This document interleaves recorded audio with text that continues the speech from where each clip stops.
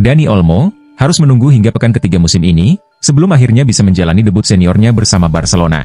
Hal ini disebabkan oleh perjuangan Barcelona dalam memenuhi aturan ketat keuangan La Liga. Klub asal Catalonia tersebut baru bisa mendaftarkan Olmo setelah Christensen mengalami cedera serius, yang memungkinkan mereka memanfaatkan aturan La Liga, yang mengizinkan hingga 80% gaji pemain cedera dialihkan untuk mendaftarkan pemain baru. Dengan Christensen kini pulih, kesepakatan sementara ini akan berakhir, bersamaan dengan kontrak 6 bulan Olmo pada 31 Desember. Menurut laporan Marca, Barcelona telah mengajukan permohonan ke pengadilan untuk mencari solusi, agar Olmo bisa didaftarkan pada Januari. Sidang pertama terkait permohonan ini, dijadwalkan berlangsung pada Selasa, dengan putusan diharapkan keluar pada Jumat, 27 Desember.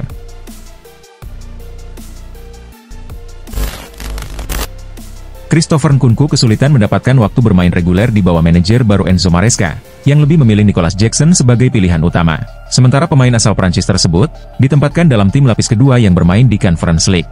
Meski begitu, Nkunku menunjukkan performa impresif di kompetisi tersebut, dengan mencetak 5 gol, ditambah 3 gol lainnya dalam 2 pertandingan EFL Cup, membuatnya dijuluki spesialis turnamen.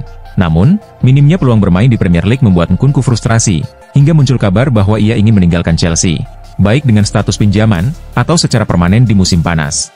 Menurut laporan Sport, agen Nkunku, Pini Zahavi, telah menjalin kontak dengan Barcelona untuk membahas kemungkinan transfernya ke Camp Nou. Bahkan, Nkunku dikabarkan bersedia menerima pemotongan gaji demi mewujudkan kepindahan tersebut.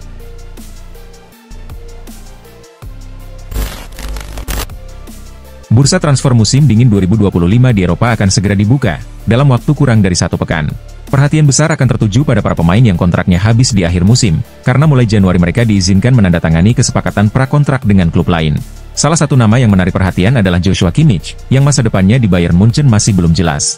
Bayern telah berupaya membujuk Kimmich untuk memperpanjang kontraknya, tetapi hingga kini belum mencapai kesepakatan. Menurut laporan Sky Sports, Bayern telah memberikan ultimatum kepada Kimmich. Jika ia menolak memperpanjang kontrak, klub kemungkinan besar akan menjualnya pada bursa transfer musim dingin, untuk menghindari kehilangan sang pemain secara gratis pada musim panas mendatang.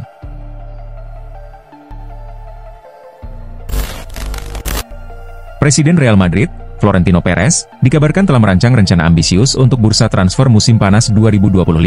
Perez disebut ingin menghadirkan pemain bintang dalam proyek Galacticos berikutnya. Meskipun bursa transfer masih beberapa bulan lagi, Perez sudah memiliki visi jangka panjang, dan sedang menyusun strategi untuk merekrut pemain kelas dunia. Salah satu nama yang masuk dalam radar Perez adalah Florian Wirtz, gelandang Bayer Leverkusen. Beberapa laporan menyebutkan bahwa Wirtz menjadi target utama Perez sebagai rekrutan besar di lini tengah. Meski sempat diperkirakan akan bertahan di Leverkusen, peluangnya untuk mencari klub baru tetap terbuka. Performa impresif Wirtz dalam beberapa musim terakhir telah menarik perhatian banyak klub elit, dan Perez memandangnya sebagai Galactico potensial berikutnya untuk Real Madrid.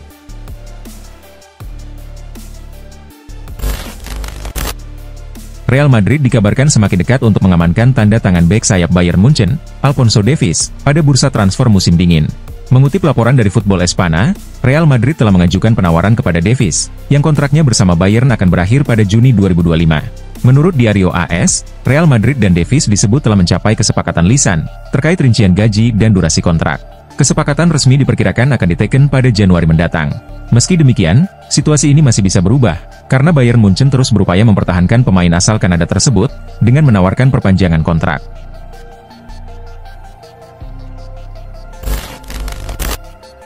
Kemenangan besar Arsenal atas Crystal Palace akhir pekan lalu, membawa kabar buruk bagi tim. Bukayo Saka, salah satu pemain terbaik mereka, dipastikan absen setidaknya 8 pekan karena cedera. Tak hanya Saka, Raheem Sterling juga harus menepi cukup lama karena cedera. Situasi ini membuat Arsenal mempertimbangkan untuk mendatangkan pemain depan baru pada bursa transfer musim dingin. Hal ini dianggap mendesak, mengingat para penyerang Arsenal kesulitan mencetak gol musim ini. Kami sudah mempersiapkan diri, dan siap jika sesuatu terjadi, ujar manajer Arsenal, Mikel Arteta. Tentu saja, kami tidak menyangka Bukayo dan Raheem absen bersamaan seperti ini. Kami justru memperkirakan masalah akan muncul di sektor lain, misalnya di lini belakang. Namun, kami sudah siap, dan jika diperlukan, kami bisa saja merekrut pemain.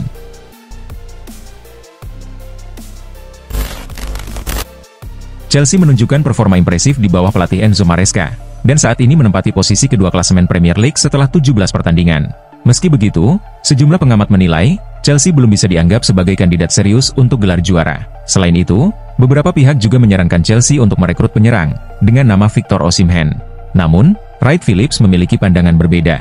dan menekankan bahwa bek tengah seharusnya menjadi prioritas utama, terutama setelah kepergian Thiago Silva yang belum tergantikan oleh pemain selevel. Saya pikir Victor Osimhen akan menjadi tambahan yang luar biasa di Premier League, tetapi saya tidak melihat posisi striker sebagai kebutuhan mendesak, kata Wright Phillips. Mereka kehilangan Thiago Silva, tetapi belum menemukan penggantinya.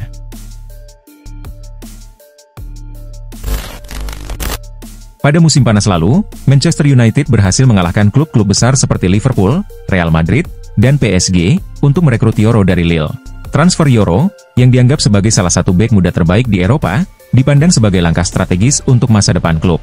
Namun, awal karir Yoro di Manchester United tidak berjalan mulus. Ia mengalami cedera kaki saat pramusim melawan Arsenal, yang membuatnya absen dalam 21 pertandingan selama proses pemulihan. Meski menghadapi cedera dan tantangan dalam tim, Yoro menegaskan bahwa ia tidak menyesal dengan keputusannya bergabung bersama Manchester United. Tidak ada penyesalan bergabung dengan Manchester United, ujar Yoro. Sejak awal, saya memang ingin bermain di luar negeri. Karena itu selalu menarik, terutama di Premier League.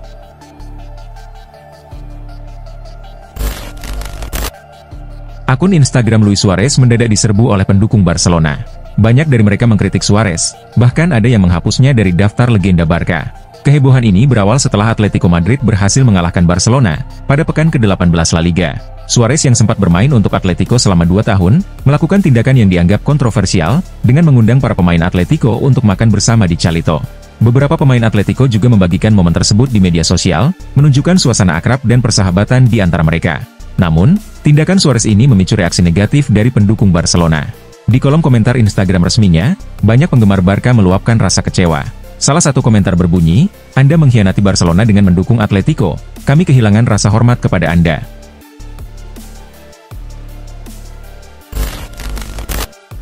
Penampilan Jay Itzes bersama Venezia dan timnas Indonesia ternyata menarik perhatian sejumlah klub besar Eropa. Itzes dikabarkan sedang dipantau oleh beberapa klub, salah satunya adalah Bologna, tim Serie A yang juga berlaga di Liga Champions musim ini. Jurnalis Italia, Nicolo Schira, melaporkan bahwa Direktur Teknik Bologna, Giovanni Sartori, secara khusus memantau Jay Itzes dan 2 pemain lain saat pertandingan antara Venezia melawan Cagliari. Kemarin, Direktur Teknik Bologna, Giovanni Sartori, hadir di Venezia untuk menyaksikan laga melawan Cagliari. Ia memantau bek tengah Jay Itzes, ujar Nicolo Schira. Musim ini, Jay Itzes telah tampil sebanyak 16 kali bersama Venezia, dengan kontribusi 2 gol dan 2 assist.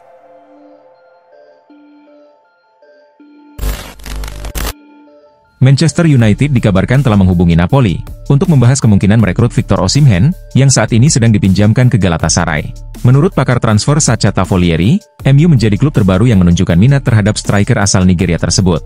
Mereka telah mengontak pihak Osimhen, dan kesepakatan personal diyakini tidak akan menjadi kendala. Dalam situasi sulit di Premier League saat ini, MU sedang mencari penyerang tengah yang cocok dengan gaya permainan pelatih baru mereka, Ruben Amorim. Kehadiran Osimhen diharapkan mampu membawa dampak positif bagi performa tim di kompetisi domestik. Selain MU, klub-klub besar lainnya seperti PSG dan Juventus juga dilaporkan tertarik untuk merekrut Osimhen.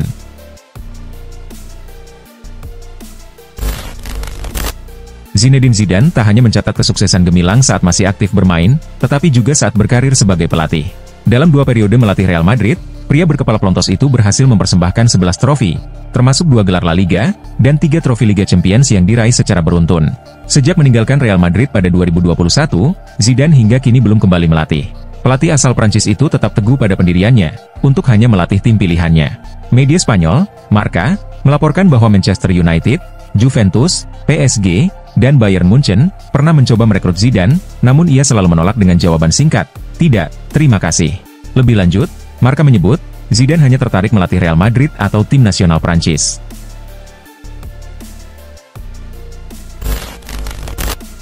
Hubungan antara pelatih AC Milan, Paulo Fonseca, dan bek asal Prancis, Theo Hernandez, menjadi sorotan publik setelah Theo absen dalam 2 pertandingan berturut-turut. Keputusan ini memicu perdebatan, mengingat peran penting Theo bagi tim. Pertanyaannya, apakah ini murni strategi permainan, atau ada masalah lain yang lebih serius di baliknya? Menurut laporan Gazzetta dello Sport, Fonseca dikabarkan tidak puas dengan sikap Theo, terutama saat latihan dan dalam reaksinya di lapangan. Bahkan, Fonseca secara terbuka mengkritik Theo di depan rekan-rekan setimnya. Sebuah langkah yang jarang ditemui dalam dunia sepak bola profesional, di mana konflik biasanya diselesaikan secara internal.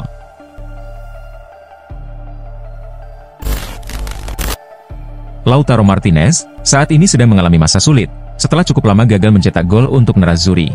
Meski begitu, Simone Inzaghi tetap optimis bahwa Martinez akan segera kembali ke performa terbaiknya.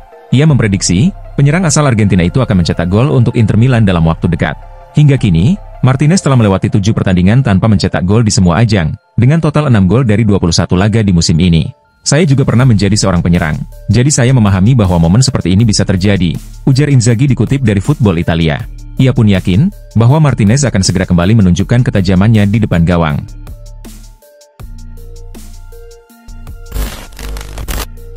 Direktur Juventus, Cristiano Giuntoli, telah menyatakan beberapa kali bahwa klub akan melakukan investasi pada pertengahan musim untuk memperkuat sektor pertahanan.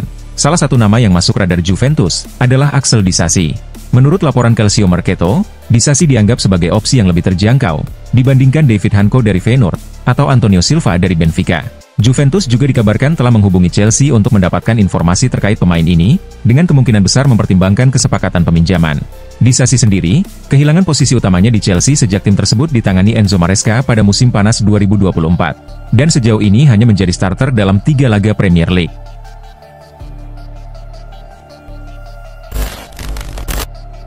Ederson telah lebih dari 7 tahun membela Manchester City, sejak bergabung dari Benfica pada musim panas 2015. Selama di Etihad, ia menikmati kesuksesan besar, dengan membantu tim meraih berbagai gelar bergengsi. Namun, perjalanan penuh trofi kiper asal Brasil ini di Manchester, tampaknya akan berakhir pada bursa transfer musim panas mendatang, seiring minat kuat dari Liga Pro Saudi. Menurut laporan Calcio Mercato, Manchester City sedang mempertimbangkan kiper Juventus, Di Gregorio, sebagai calon pengganti Ederson. Di Gregorio menarik perhatian klub Liga Inggris tersebut, setelah tampil impresif dalam kemenangan Juventus atas Man City di Liga Champions bulan lalu.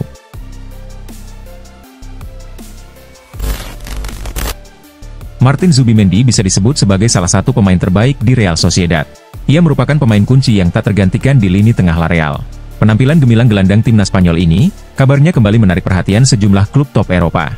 2 klub Inggris, Liverpool dan Manchester City, dikabarkan sangat tertarik merekrutnya.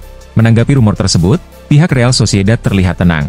Dalam wawancara dengan Estadio Deportivo, Olabe mengungkapkan bahwa ia menyadari minat dari klub seperti Liverpool dan Manchester City terhadap Zubimendi. Ia juga memahami bahwa kedua klub tersebut siap menebus klausul rilis sang pemain. Meski demikian, Olabe tetap yakin Zubimendi tidak akan meninggalkan klub.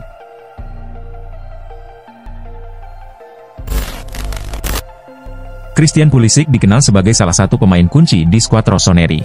Sejak bergabung dari Chelsea, ia memberikan kontribusi besar bagi AC Milan. Performa impresifnya ternyata menarik perhatian Liverpool dan Manchester United. 2 raksasa Premier League itu, dikabarkan ingin membawa Pulisic kembali ke Inggris pada 2025. Menurut laporan Calcio Mercato, AC Milan tidak ingin kehilangan sang winger. Mereka tengah berupaya memperpanjang kontraknya, untuk memastikan ia tetap bertahan.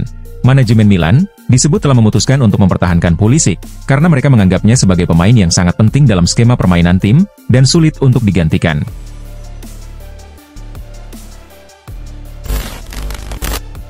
Spurs mengalami kekalahan dalam 3 dari 4 pertandingan terakhir di Premier League, yang membuat mereka turun ke peringkat 11 klasemen. Pada hari Minggu kemarin, mereka kalah telak dari Liverpool di kandang sendiri. Rentetan hasil buruk ini bersamaan dengan absennya sejumlah pemain kunci akibat cedera. Kondisi ini mendorong Ange Postecoglou untuk meminta tambahan pemain pada bursa transfer Januari. Seperti yang saya katakan sebelumnya, kami sudah merencanakan perekrutan pemain. Sebagian besar akan disesuaikan dengan situasi kami saat ini. Wajar, jika ada beberapa kekurangan yang perlu kami perbaiki, kata Postecoglou. Januari adalah waktu yang lebih sulit untuk mendatangkan pemain. Namun bagi kami, seperti halnya klub lain, idealnya Anda ingin membawa pemain yang benar-benar bisa memperkuat tim.